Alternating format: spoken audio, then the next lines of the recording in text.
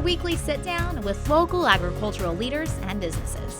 This is Tailgate Conversations. Sponsored by Pinnaker Chevrolet. We're in Rockaway Beach on Lake Taneycomo, here to sit down with Steve and Jonathan to tell the story about Rural Compassion revitalizing this community.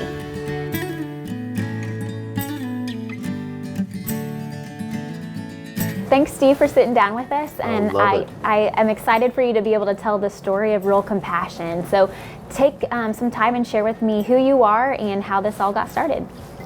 Kind of the genesis of Rural Compassion and Convoy of Hope. Our father was on the way to a meeting, father and mother, and as they came around a corner, a driver came across the center line, hit our parents head on.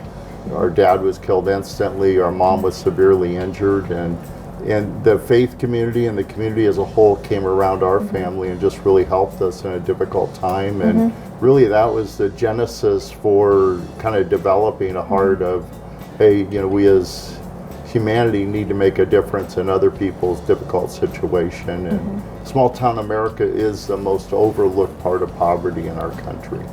And a lot of times, you know, these communities can be isolated and, you know, for a number of different reasons, run into some challenges. And so we work through the faith community as our portal, and getting the faith community to work together and then work with the main leaders. Well, what are some of those things where people have gotten excited about? You know, it's so one of our main emphasis is we teach 3 years to become the best friend of the public school system. Many times in a small town, the strongest entity is the school system. You know, one of our hard things is to help the poor, the disabled, and the elderly. And you know, when you look at firefighters, most of their calls are going to be to the elderly, disabled, and impoverished. So why not link with them, working with law enforcement, working with social workers? When you bring people to the table and they start interacting with each other, you find a kindred heart, and then they kind of develop their own plan to move forward and you know, help in a way that makes sense to their community. When I was learning more about the possibilities here, I noticed on your website it said small towns, big possibilities. Tell me about that and where that came from.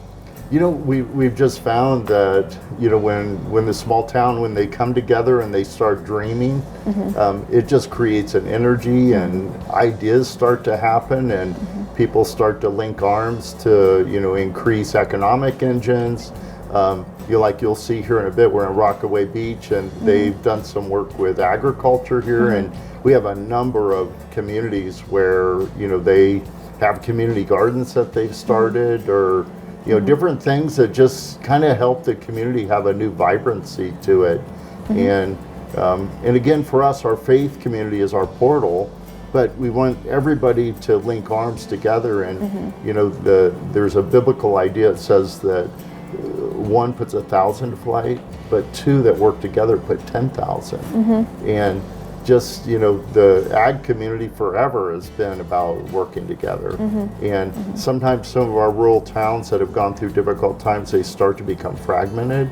And as an outside entity, sometimes we're able to get people to rethink the importance of linking arms to make a difference on some difficult situations. And we're in Rockaway Beach, and we're working with Pastor Jonathan McGuire, and this town has had some difficult times. It was Branson before Branson was Branson, and then God sent a guy like Jonathan and Amy here, and they have really brought this community together and are making a difference in families and children especially that have faced some really, really difficult times. You know, if we go back before Jonathan came to this community and we see what's happening now, it's incredible.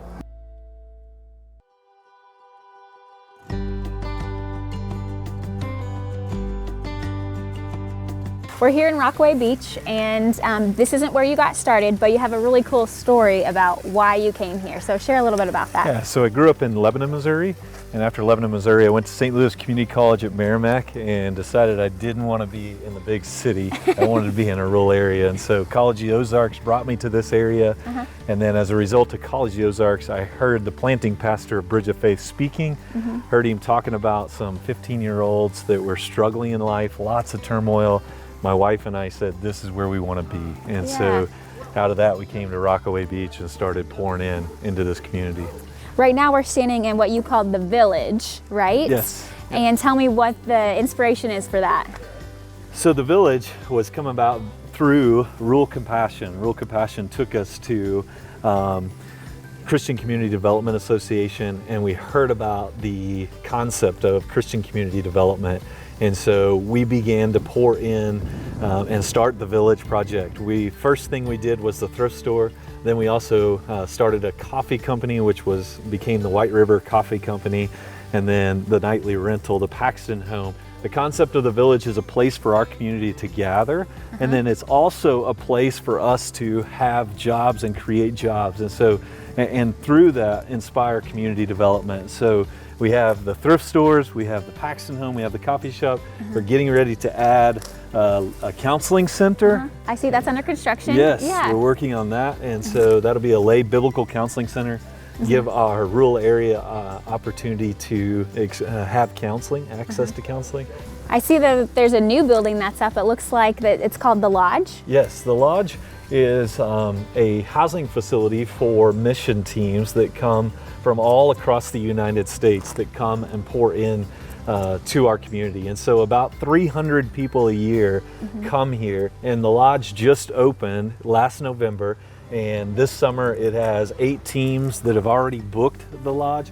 And so it's an average of about 30 people per team. So 8 to 10 teams a year, about 300 people a year come spend 40-hour work weeks in our community, enhancing our community and pouring in volunteer labor. I see there's some raised beds. Tell me a little bit about those. Yeah, so this is a community garden, and the community garden was started out of just reading a magazine and seeing how community gardens were enhancing community development. And in Rockaway Beach, there's not a lot of good soil. Have to bring it in? Yes, a lot of rocks in Rockaway. And so for us, we created these raised beds. And so local people can rent out a bed for the summer, and what they grow, they get to keep, they can sell.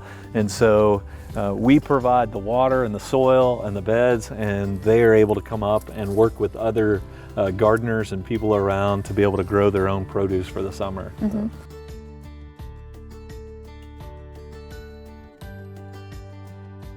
You've shared a lot of your dreams for this project, but there's got to be something next. I'm sure you're still dreaming. What is it? Yeah, so we want to continue to finish the village, but as we do that, we also want to enhance the housing of our community. So we want to enhance the housing that is here currently, and then also maybe bring some additional housing to the community. And so we're beginning to dream about what that looks like. Maybe some tiny homes, maybe some projects like that in our community. We also have a fitness center, which is downtown.